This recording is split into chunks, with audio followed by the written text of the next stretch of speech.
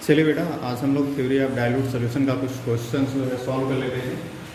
Theory of dilute solution को हमने पिछले टॉपिक में पढ़ लिया था। पिछले वीडियो में हम लोगों ने देखा था कि थ्योरी ऑफ डाइल्यूट सोल्यूशन में कैसे क्वेश्चन को सॉल्व किया जाता है, उसके बारे में हमने बताया था ना वहाँ पे कि हम आपको न्यूमेरिकल बताएंगे, उस हिसाब से आप सारे के सारे जो जितने भी फार्मूले थे उसको आप अपने इस न्यूमेरिकल पर अप्लाई कर सकते हैं। ठीक है, तो आज हम लोग ये कोशिश करेंगे जितने ज़्यादा से ज़्यादा जो है न्यूमेरिकल को इस क्वेश्चन में अंतर्गत हम लोग कर लें। यहाँ पे बेटा क्वेश्चन में लिखा है 1/2 फैक्टर, 1/2 फैक्टर लिखा हुआ बेटा यहाँ पे, जिसको हम लोग आई से रिप्रेजेंट करते हैं। For acetic acid in aqueous medium at infinite dilution, infinite dilution में पूछता है बेटा। ठीक है, तो इसके लिए बेटा आप लोग जो है इसमें आप लोग देख लेंगे कि सबसे पहले जो है एक बात आप लोगों ने पहले पढ़ा होगा कि जो एसिटिक एसिड होता है यह क्या होता है, वीक एसिड होता है। जो एसिटिक एसिड COOH बेटा ये क्या है आपका, वीक एसिड है। ठीक है, और आप लोग ये भी जानते होंगे कि जो वीक एसिड हो या चाहे वीक बेस हो, दोनों वीक इलेक्ट्रोलाइट होते हैं। फिर जो वीक इलेक्ट्रोलाइट होता है वह कभी भी 100% आयोनाइज नहीं होता है। इसका अल्फा हमेशा जो है लेस देन 1 होता है। इसका अल्फा जो होता है वो हमेशा क्या होता है, लेस देन 1 होता है। यहाँ पे हम इसके अल्फा की वैल्यू लेस देन 1 कर देंगे। और ये चीज ध्यान रखें कि जो वीक एसिड होगा वही वीक इलेक्ट्रोलाइट होगा, जो वीक इलेक्ट्रोलाइट होगा 100% आयोनाइज नहीं होगा, मतलब 100% आयोनाइजेशन नॉट पॉसिबल।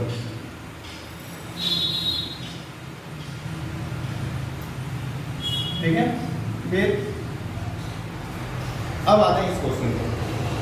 बेटा आपने एक चीज और पढ़ा होगा कि आयनिक इक्विलिब्रियम में एक बात ये जरूर पड़ी होगी कि पोस्ट वार डाइल्यूशन लॉ और पोस्ट वार डाइल्यूशन वीक इलेक्ट्रोलाइट पर ही एप्लीकेबल होता है।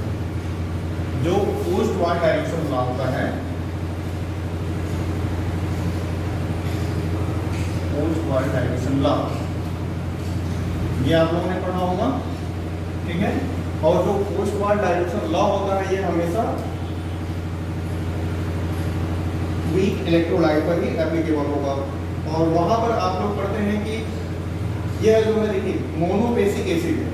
ठीक है, जो एसिटिक एसिड है ये क्या है आपका, मोनोबेसिक एसिड है। ठीक है, मोनोबेसिक एसिड में आप जानते हैं कि एक फार्मूला आप लोगों ने पढ़ा होगा, अल्फा = √Ka/C,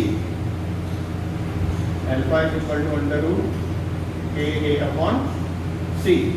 ठीक है, इस फार्मूले को आप लोगों ने पढ़ा होगा। इसका जो होता है कांस्टेंट टेम्परेचर पर एसिटिक एसिड का K क्या होगा, कांस्टेंट होगा। ठीक है, अब K कांस्टेंट हो गया जो कि इनवर्सली प्रोपोर्शनल होगा किसके, इसके √C के। ठीक है, तो अल्फा जो इनवर्सली प्रोपोर्शनल होगा इसका मतलब क्या है, √C के। भाई यहाँ इस इक्वेशन से क्या मालूम होगा, जो ये अल्फा है वो क्या है, C के इनवर्सली प्रोपोर्शनल है √. ठीक है, तो जब अल्फा √C के इनवर्सली प्रोपोर्शनल है तो बेटा यहाँ पे एक चीज हम इसको ऐसे भी लिख सकते हैं, अल्फा = 1/C, क्योंकि A की वैल्यू यहाँ पे क्या हो गई, कांस्टेंट 1 हो गई। ठीक है, तो फिर मोनोबेसिक एसिड के लिए हमेशा क्या होगा, 1 होगी वैल्यू। और आप ये भी जानते हो कि C = होता है क्या, N/V। C = होता है N/V।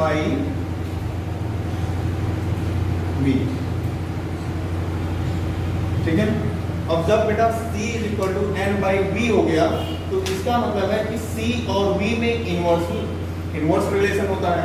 आप ये जान ही रहे कि यहाँ पे C और V में क्या है, इनवर्स रिलेशन है। ठीक है, तो फिर यहाँ पे हम यह लिखना चाहें तो हम लिख सकते हैं कि जो अल्फा है वो डायरेक्टली प्रोपोर्शनल है टू V। हो सकता है कि नहीं हो सकता है, जो अल्फा है वह जो है डायरेक्टली प्रोपोर्शनल किसके हो सकता है, V के।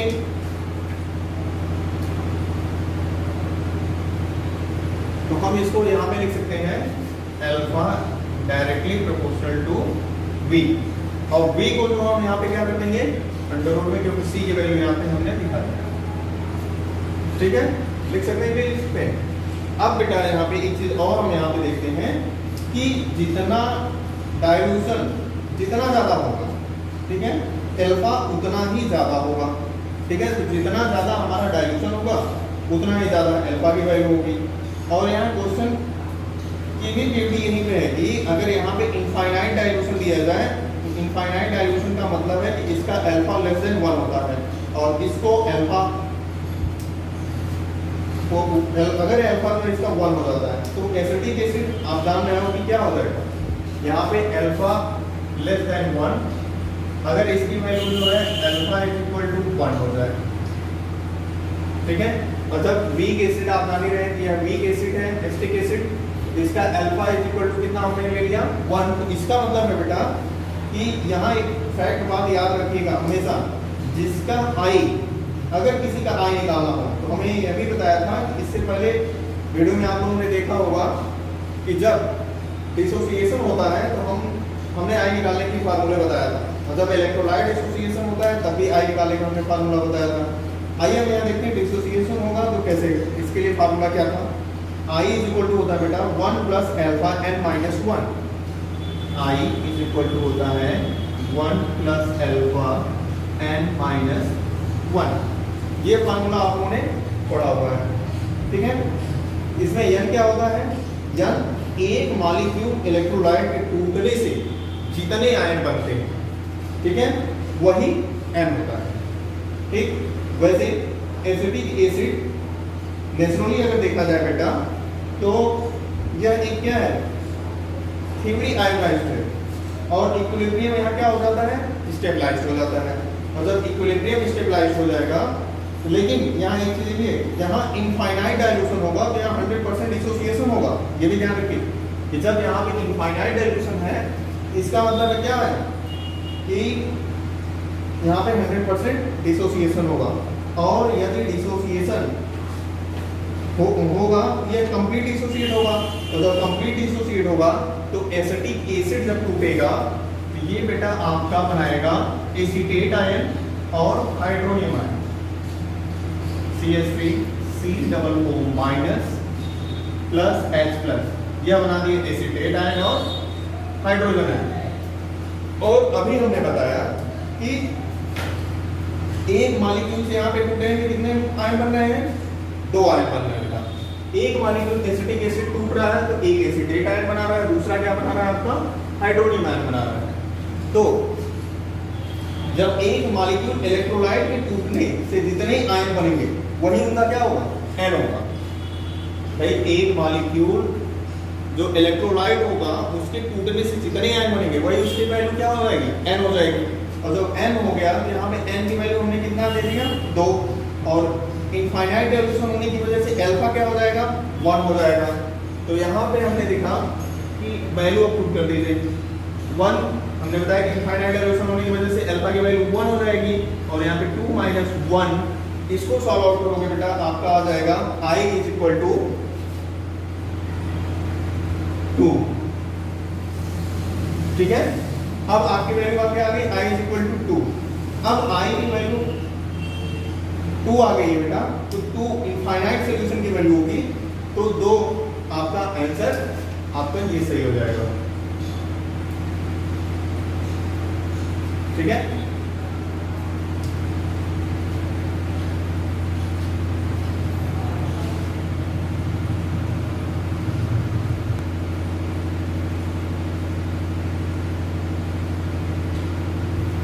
बेटा यहाँ पे इसका आंसर तो फिर आपका आ जाएगा कितना 2। अब जो है इसके साथ जो है आप जो है इसका अगला क्वेश्चन देखिएगा डाइल्यूशन लॉ के लिए। देखिए बेटा ये है आपका दूसरा क्वेश्चन, इसमें बेटा दिया हुआ है आपके क्वेश्चन उसी से रिलेटेड है, इसमें वैल्यू थोड़ी सी चेंज कर दिया आपका। अब यहाँ पे देखिए आपका क्या होगा,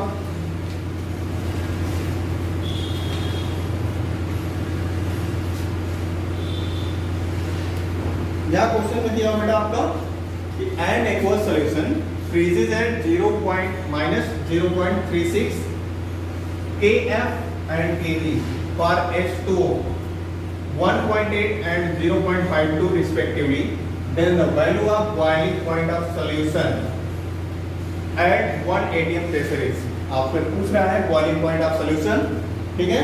तो बेटा एक चीज ध्यान रखिएगा, यहाँ पे एक सॉल्यूशन है जिसका फ्रीजिंग पॉइंट क्या है, दे रखा है, ठीक है। कोई भी सॉल्यूशन है उसका फ्रीजिंग पॉइंट दे रखा है। और एक्वस सॉल्यूशन मतलब होता है क्या, इसमें वाटर एज ए सॉल्वेंट है, ठीक है। अब यहाँ पे क्या क्या चीजें दिया हुआ है उसको देख लीजिए आप लोग। TF1 दिया हुआ है, TF1 की वैल्यू कितनी है, -0.36 डिग्री सेल्सियस, ठीक है।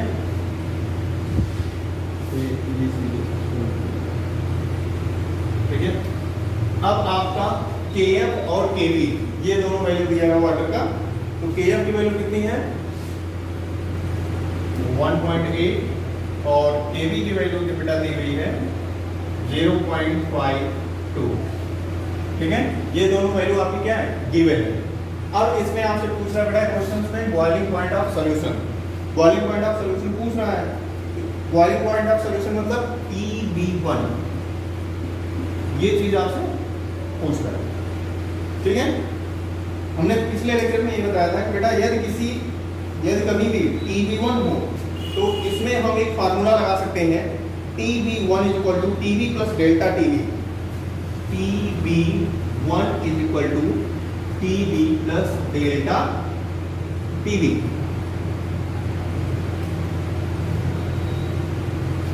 अब TB मतलब क्या होता है बेटा, TB मतलब दिया हुआ बेटा बॉइलिंग पॉइंट ऑफ सॉल्वेंट, और यहाँ एक्वस सॉल्यूशन है तो इसका मतलब है कि वाटर क्या होगा, इसका सॉल्वेंट होगा। तो वाटर का बॉइलिंग पॉइंट कितना होगा 100 डिग्री सेल्सियस। तो डेल्टा TB हम पता कर लें, ठीक है। अगर डेल्टा TB पता कर लेते हैं तो यहाँ से वैल्यू हमको पुटअप मिल जाएगी। तो यहाँ पे इसका मतलब TB की वैल्यू हमको क्या है कि 100 डिग्री सेल्सियस। अगर हम यहाँ डेल्टा TB की वैल्यू फाइंड आउट कर लेते हैं बेटा, ये चीज हम यहाँ पे TB1 निकाल सकते हैं। तो डेल्टा TB1 के लिए हम एक चीज और जानते हैं बेटा, हम लोग एक फार्मूला पढ़े थे, डेल्टा TB1 = होता है बेटा KB × M। मोलरिटी की क्या होता है,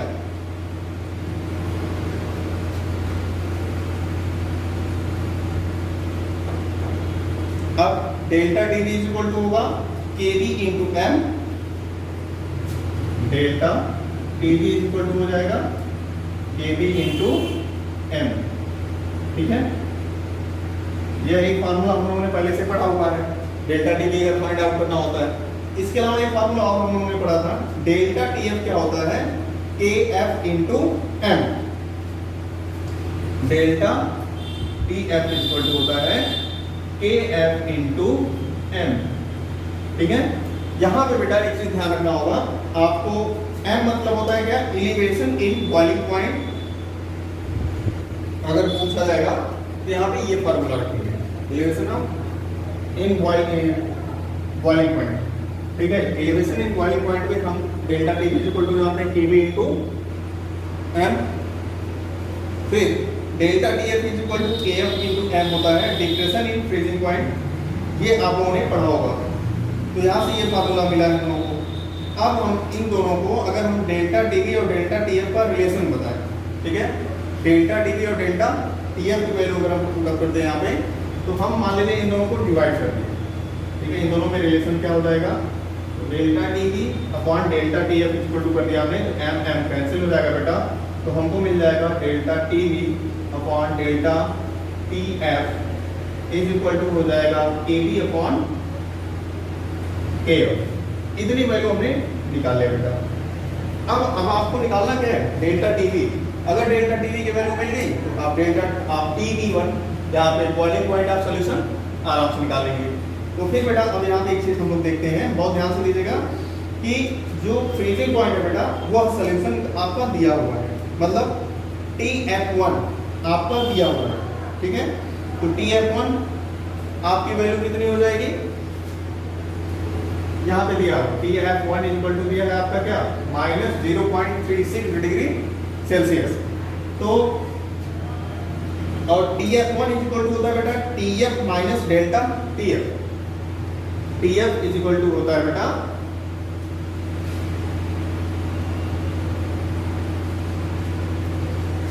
TF1 इज इक्वल टू होता है बेटा TF minus T delta TF।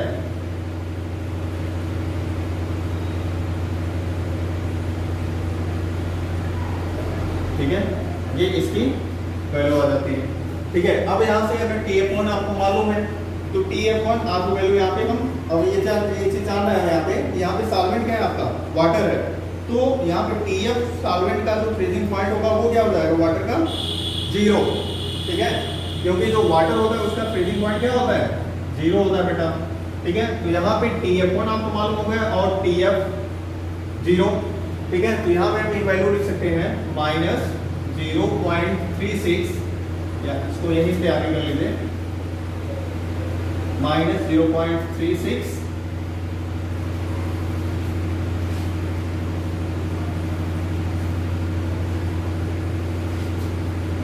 Is equal to freezing point water के लिए, जो वाटर सॉल्वेंट है उसका कितना हो जाएगा, 0 माइनस डेल्टा TF, ठीक है। तो यहाँ से ये हो जाएगा delta TF is equal to हो जाएगा बेटा 0.36, ठीक है। ये डेल्टा TF की वैल्यू आपको मिल गई, कितना हो गया, 0.36 हो गया। अब इस वैल्यू को आप यहाँ पे पुटअप कीजिए इस फार्मूले में लाके, आपको क्या क्या मिल गया, डेल्टा TF मिल गया है, ठीक है। फिर आपको मिला है KF दिया हुआ है, KB दिया हुआ है, इस वैल्यू को यहाँ पे पुट कर दीजिए। तो डेल्टा TB अपॉन आपका दिया हुआ डेल्टा TF की वैल्यू कितनी आ गई, 0.36। अब KB की वैल्यू दिया हुआ है यहाँ पे बेटा 0.52 और KF की वैल्यू दिया हुआ बेटा 1.8। अब इस इक्वेशन को आप सॉल्व करेंगे तो बेटा delta TB is equal to आ जाएगा आपका बेटा इसमें 0.36 into 0.52, delta TB is equal to हो जाएगा 0.52 इंटू 0.36 अपॉन 1.8। बेटा अब इस वैल्यू को अगर हम सॉल्व करते हैं तो वैल्यू आ जाएगी 0.1872 अपॉन 0.1872 अपॉन 1.8, और इस वैल्यू को अगर हम सॉल्व करेंगे तो आपका आ जाएगा बेटा 0.104, यह वैल्यू आ जाएगी। आप लोग देख लीजिएगा इसको कैलकुलेशन करके। अब आपको यहाँ पे बेटा डेल्टा TB मिल गया आपको कितना, 0.104। हमने बताया कि TB1 वैल्यू फाइंड आउट करना था, डेल्टा TB अब आपको मिल चुका है, डेल्टा TB मिल गया तो बेटा यहाँ पे हम इसकी वैल्यू को पुट अप कर देंगे, 100 प्लस 0.104 वैल्यू रखेंगे बेटा, और ये हो जाएगा आपका 100.104 डिग्री सेल्सियस वैल्यू आपका आ गया, और ये सेकेंड आंसर आपका हो जाएगा सही 100.104 डिग्री सेल्सियस, ठीक है। फिर अगला क्वेश्चन हम लोग देखते हैं बेटा,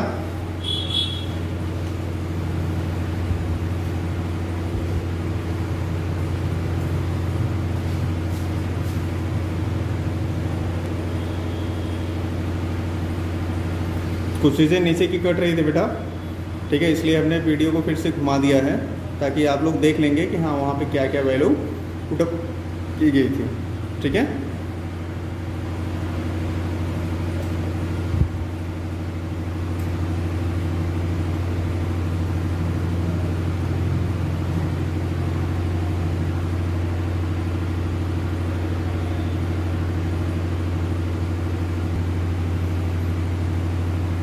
हाँ बेटा, ये देखिए आपका अगला क्वेश्चन है। इसमें जो है आपका यहाँ पे दो लिक्विड है, ठीक है, 1 और 2। ये पहले वाले का pure vapour pressure P1 not, देखिए यहाँ पे लिखा है two liquids having vapour pressure P1 not and P2 in pure state in the ratio of 2:1 are mixed in the molar ratio of 1:2, the ratio of their moles in the vapor state. आपसे question पूछ रहा है बेटा, ठीक है, तो मोल का ratio पूछ रहा है बेटा आपको, ठीक है, और यहाँ पे दो लिक्विड आपका दिया हुआ है, 1 और 2 मान लेते हैं बेटा, पहला और दूसरा,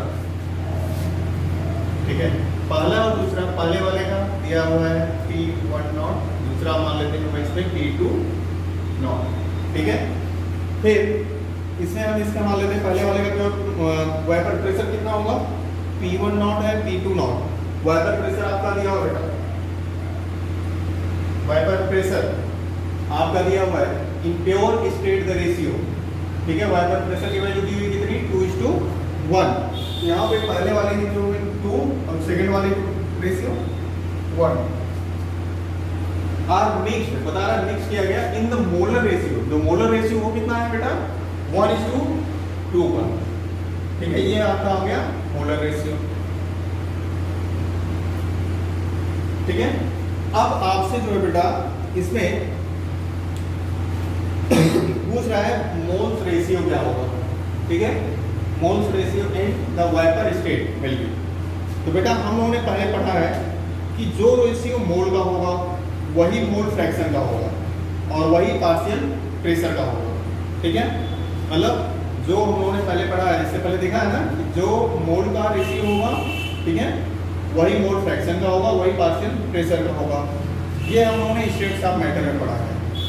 जो रेशियो मोल का होगा, दो कंपोनेंट, ठीक है, अगर हम यहाँ पे ले लेते हैं, ठीक है, जैसे दो कंपोनेंट हो तो उनके आपस में मोल का रेशियो निकालिए, तो जो रेशियो मोल का होगा वही मोल फ्रैक्शन का होगा, वही पार्शियल प्रेशर का भी होगा, और यहाँ मोल का रेशियो पूछ रहा है, तो हम एक काम करते हैं कि वेपर फेज में हम मोल फ्रैक्शन का रेशियो निकाल लेते हैं, ठीक है, तो वेपर फेज में हम लोगों ने अगर मोल का रेशियो निकाल लेते हैं, मान लीजिए यहाँ पे हम लोगों ने दो लिक्विड ले लिया A और B, ठीक है, इसको मान लेते हैं हम लोग क्या, पहले वाले को A और दूसरे वाले को मान लेते हैं बेटा क्या B,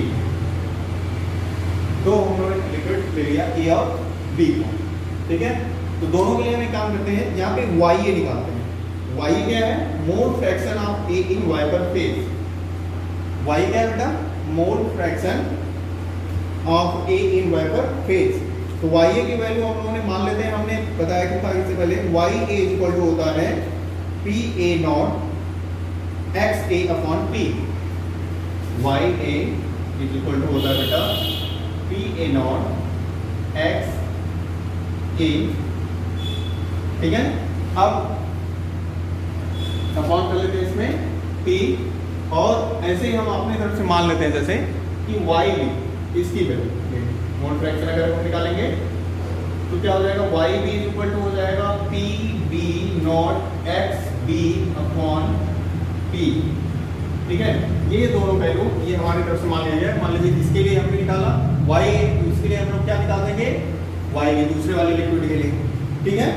अब यहाँ मोल का रेशियो वेपर फेज में है, तो बताइए वेपर फेज में मोल का रेशियो बाद में बताएंगे, पहले हम लोग क्या करते हैं, वेपर फेज में मोल फ्रैक्शन का रेशियो निकाल लेते हैं, जो रेशियो मोल फ्रैक्शन का आएगा वो जानना है कि हम लोग वही क्या हो जाएगा, मोल का रेशियो हो जाएगा, तो जरा रेशियो निकाल कर देखते हैं यहाँ पे, ठीक है, रेशियो निकालने के लिए हम लोग यहाँ पे इन दोनों को क्या कर देंगे, अपान कर देंगे बेटा, ठीक है, ये हमने Y और YB का रेशियो निकाला, ठीक है, तो YA YB का रेशियो अगर हम लोग यहाँ पे निकाल रहे हैं तो देखेंगे P से P क्या हो जाएगा, कैंसिल हो जाएगा, ठीक है, तो YA upon YB is equal to आ जाएगा PA not XA upon PB not XB, ये वैल्यू आपकी आ जाएगी, YA upon YB is equal to PA not XA upon PB not XB, ये वैल्यू आ गया, ठीक है। अब mole fraction of liquid first in vapour phase आपका क्या हो गया, YA, और mole fraction of liquid second in vapour phase आपकी वैल्यू किसकी है, YB की, ठीक है। तो अब इसके लिए हम यहाँ पे देखते हैं, यहाँ वैल्यू हम रखते हैं PA0 का मतलब वही है प्योर वेपर प्रेशर, ठीक है। PA0 का मतलब क्या है बेटा, प्योर वेपर प्रेशर पहले वाले लिक्विड का, ए वाला जो हमने माना, और PV0 जो है आपका जान लेना है सेकंड वाला जो लिक्विड है उसका प्योर वेपर प्रेशर है, ठीक है। तो अब यहाँ पे हमने इसकी वैल्यू रख ली है, प्योर वेपर प्रेशर की वैल्यू कितनी है 2 है बेटा, ठीक है। प्योर वेपर प्रेशर की वैल्यू 2। अब यहाँ पे अगर हमको जो है XA की वैल्यू जो पहला वाला है उसके लिए रेशियो वैल्यू निकालनी होगी, तो वेपर प्रेशर की तो वैल्यू दिया होगा बेटा, तो हम यहाँ पे रखेंगे 2 इंटू एक्स है, मतलब बेटा जो मोल रेशियो अगर हम निकालते हैं एक्स है, जो मोल फ्रैक्शन की वैल्यू अगर निकालेंगे तो यहाँ पे हम देखेंगे जो नंबर ऑफ मोल्स है, ठीक है, जो रेशियो में है अपॉन जो हो जाता है आपका टोटल नंबर ऑफ मोल्स, ठीक है। मोल फ्रैक्शन में तो ये करते हैं कि मोल फ्रैक्शन XA का मतलब क्या होगा कि जो मोल फ्रैक्शन XA का मिक्सचर होगा बेटा 1:2 के रेशियो में मिलाया गया है, तो मिक्सचर में मोल फ्रैक्शन जो A की वैल्यू अगर निकालेंगे तो वहाँ पे पहले वाले का मोल और टोटल मोल 3 होगा, तो यहाँ हम इसकी वैल्यू क्या लिखेंगे 1/3। ये क्या हो जाएगा XA अपॉन क्या एक्स ए की वैल्यू कितनी आ जाएगी 1/3 हो जाएगी। और PV0 में हम देख रहे हैं यहाँ पे इसका जो वैल्यू रखी है क्या टोटल 1, भाई पहले वाले का 2 था तो दूसरे वाले का 1। अब यहाँ पे भी XB आपको मोल फ्रैक्शन निकालना, दूसरे वाले लिक्विड के लिए आपको मोल फ्रैक्शन की वैल्यू, तो बेटा यहाँ पे भी आपका हो जाएगा, इसकी वैल्यू कितनी आ जाएगी 2/3, क्योंकि दूसरे की जो वैल्यू है 2 अपॉन हम कर देंगे 3 टोटल नंबर ऑफ मोल्स, ठीक है। अब इसको सॉल्व आउट करेंगे तो 1/3 इसको मल्टीप्लाई करेंगे 2 से, तो आपका आ जाएगा बेटा total 2/3 upon 2/3 is equal to हो जाएगा 1:1, ठीक है। ये आपका आ जाएगा 1:1 रेशियो टोटल आया। अब हमने बताया कि YA इसको ऐसे लिख लेते हैं YA is to YB, ratio तो निकाला गया है 1:1 मोल फ्रैक्शन का रेशियो है, ठीक है। अब मोल फ्रैक्शन की अगर हम यहाँ पे ये जो रेशियो आया हुआ क्या है वेपर फेज में है बेटा, मोल फ्रैक्शन का रेशियो, ये भी ध्यान रखिएगा, ये किस फेज में है वेपर फेज में है। और हमने बताया कि जो वेपर फेज में जो मोल फ्रैक्शन की वैल्यू होगी वही क्या होगी वेपर स्टेट में आपका जो है मोल रेशियो की वैल्यू हो जाएगी। तो यहाँ पे मोल रेशियो की वैल्यू कितनी आ जाएगी आपका 1:1, ठीक है। ये भी वैल्यू आपकी क्या हो जाएगी, पहला वाला ऑप्शन आपका इसके हिसाब से सही हो जाएगा, ठीक है। अब बेटा अगला क्वेश्चन देख लेते हैं यहाँ पे।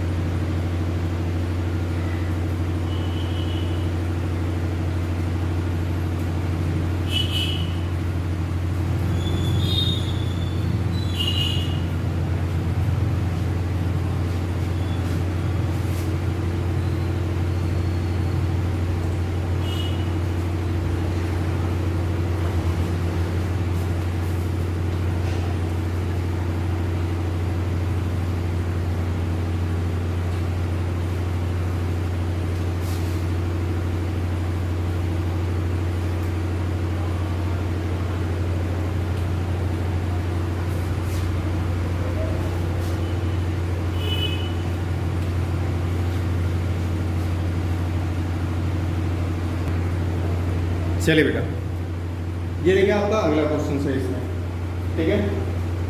यहाँ पे बेटा आपका क्वेश्चन दिया हुआ है कि if molarity of dilute solution is double the value of molar depression constant KF will be. KF की वैल्यू आपसे पूछ रहे हैं, ठीक है। जो डाइल्यूट सॉल्यूशन की जो मोलरिटी है वो क्या कर दे रहे हैं हम डबल कर दे रहे हैं, ठीक है, ध्यान रखिएगा। और पूछ रहा है आपसे मोलर डिप्रेशन कांस्टेंट की वैल्यू KF की वैल्यू पूछ रहा है, ठीक है। अभी हम लोगों ने कल डिस्कशन किया था बेटा दो टर्म, के एफ और के बी, के एफ और के बी दो टर्म हम लोगों ने डिस्कशन किया था। यहाँ पे बेटा आप एक चीज बताइए, के बी क्या होता है? यह बेटा एक क्या है, मोलर एलिवेशन कांस्टेंट है या इक्विलिब्रियम कांस्टेंट इसको बोलते हैं। और के एफ क्या है बेटा? के एफ जो है आपका मोलर डिप्रेशन कांस्टेंट या क्रायोस्कोपिक कांस्टेंट इसको बोला जाता है बेटा। ठीक है, हमने कल जो है आपको इसकी कुछ कैरेक्टरिस्टिक्स बताई थी जो के एफ और के बी था। के बी के लिए हमने बताया था इसकी जो प्रॉपर्टी होती है बेटा वो ओनली फॉर सॉल्वेंट होती है बेटा। ठीक है, जो केबी की जो प्रॉपर्टी होती है वो क्या होती है? ओनली फॉर सॉल्वेंट होती है। इसमें 3 हम लोगों ने प्रॉपर्टी पढ़ा था, ओनली फॉर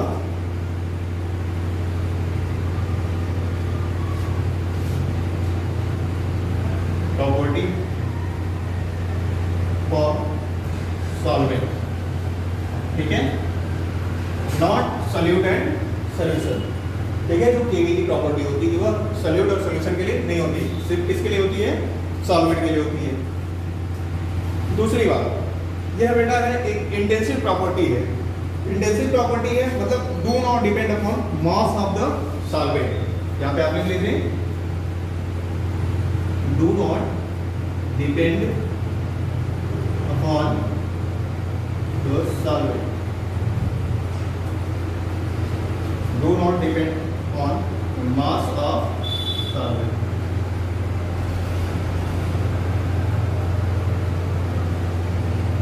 ठीक है, ये जो है जो मास होता है सॉल्वेंट का उसके ऊपर डिपेंडेंट नहीं होता है। ठीक है, तीसरा जो होता है इसका नेचर ऑफ सॉल्वेंट वो क्या होता है? डिपेंडेंट होता है। ठीक है, इसका नेचर ऑफ सॉल्वेंट ये हमेशा डिपेंडेंट होता है। यहाँ पे हम लिख देते हैं डिपेंडेंट।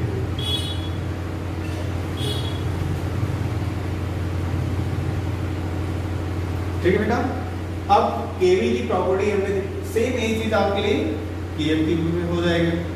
ठीक है,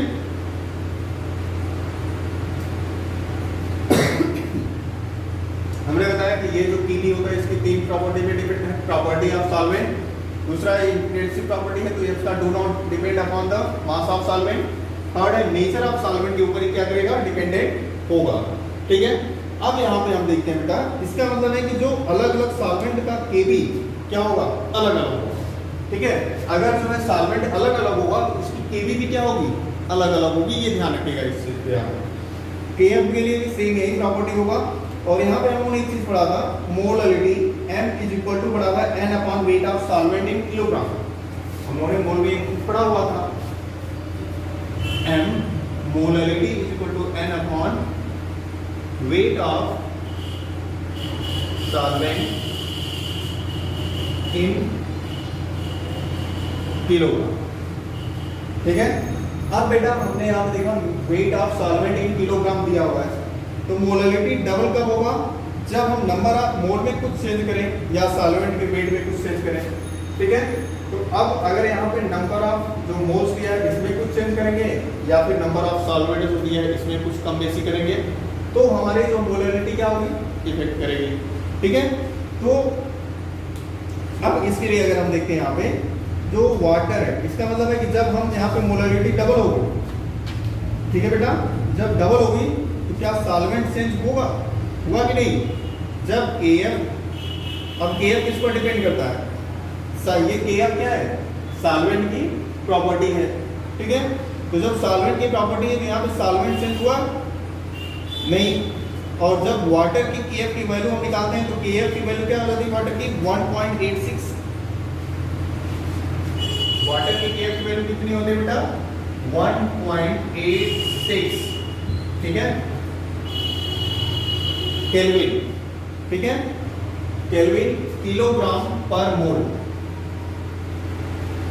मोल इनवर्स। ठीक है, ये वाटर की होगी बेटा केएफ की वैल्यू। अब वाटर का केएफ भी क्या होता है? यही होता है। और मोलरिटी अगर डबल की जा रहा है या ट्रिपल की जा रही है तो उसमें सॉल्वेंट वाटर ही रहेगा। वाटर कम हो चाहे ज़्यादा हो, KF की वैल्यू हमेशा क्या होगी, कांस्टेंट रहेगी। ठीक है, ये ध्यान रखिएगा, वाटर चाहे कम हो चाहे ज़्यादा हो, KF की वैल्यू हमेशा क्या होगी, कांस्टेंट होगी। बेटा जब तो इसमें इसका मतलब है मोलर डिस्प्लेसमेंट कांस्टेंट पर क्या प्रभाव पड़ेगा, तो जो KF होगा जो ये सॉल्वेंट के अमाउंट पर डिपेंडेंट नहीं करेगा। तो जब सॉल्वेंट के अमाउंट के ऊपर डिपेंडेंट नहीं करेगा, इसका मतलब है KF में कोई भी चेंज नहीं आएगा। तो जब इसका मतलब है जब KF में कोई चेंज नहीं आएगा, ये क्या हो जाएगा, हमारा अनचेंज रहेगा। ठीक है, कि इसका आंसर हो जाएगा आपका अनचेंज। ये बेटा नीट 2017 का क्वेश्चन भी है बेटा। ठीक है, बहुत ध्यान से इसमें जो है थ्योरेटिकल है आप लोगों का, ये बहुत ध्यान से ध्यान रखिएगा। इसको क्वेश्चन जो कोई भी हल्के में मत लीजिएगा बेटा, सोल्यूशन के जितने भी क्वेश्चन हैं। ठीक बेटा, अब अगला क्वेश्चन देखते हैं।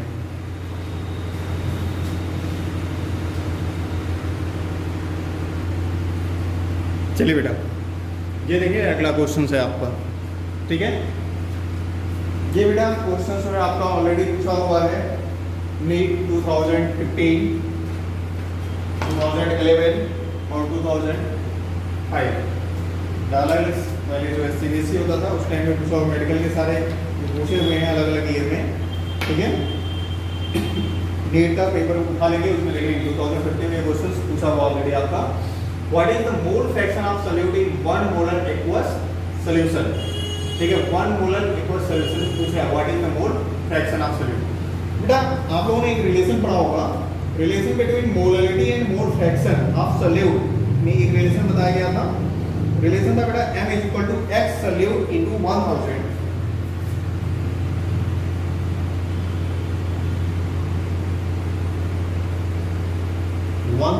Upon 1 minus x solute into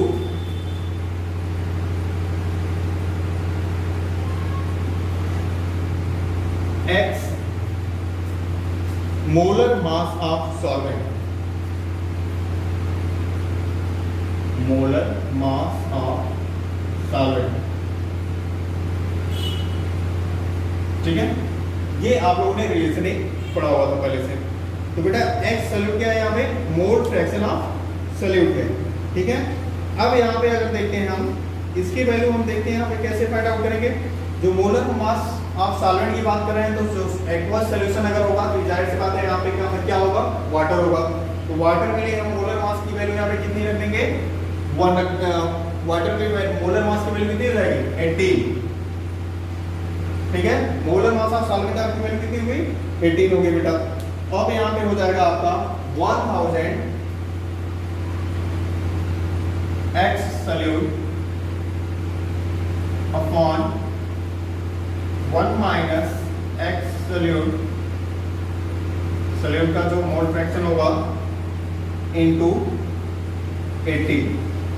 ठीक है, यही हुआ। अब बेटा यहाँ पे हम देखते हैं कि अगर इन दोनों को हम बराबर कर दें, क्योंकि मोलरिटी क्या है यहाँ पे दिया हो बेटा 1 मोलर सॉल्यूशन है, तो 1 मोलर सॉल्यूशन है, इसका वैल्यू 1। ठीक है, अब यहाँ पे ये मल्टीप्लाई करके x सॉल्यूट यहाँ। ठीक है, अब इस वैल्यू को यहाँ पुट कर दीजिए, ये ऐसे हो जाएगा। ठीक है, अब ये जो वैल्यू आएगी वो क्या हो जाएगा आपका, और 18 का कर दीजिए मल्टीप्लाई। ठीक है, पहले मल्टीप्लाई कर लीजिए तब इधर उधर भेजिए इसको। ठीक है, तो 18 का मल्टीप्लाई कर देते हैं तो उसका क्या आ जाएगा, 1000 इंटू एक्स सॉल्यूट। ठीक है, इन अपॉन आपका हो जाएगा बेटा इसमें 18 minus 18 x solute mole fraction. ठीक है,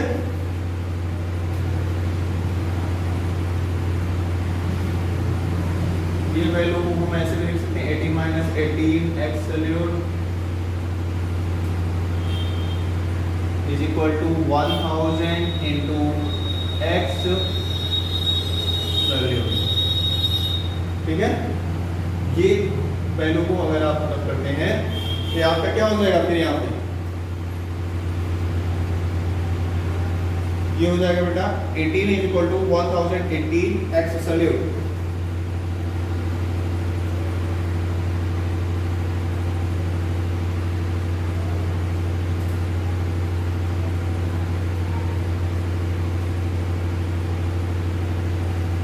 ठीक है।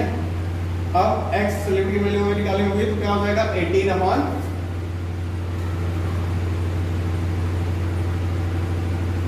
मोल फ्रैक्शन ऑफ सॉल्यूट हो जाएगा बेटा 18 अपॉन 1018 बेटा इसको सॉल्व आउट करोगे आप लोग 18 अपॉन 1018 को सॉल्व करने पे आपकी वैल्यू आ जाएगी 0.0177 आपका थर्ड ऑप्शन हो जाएगा।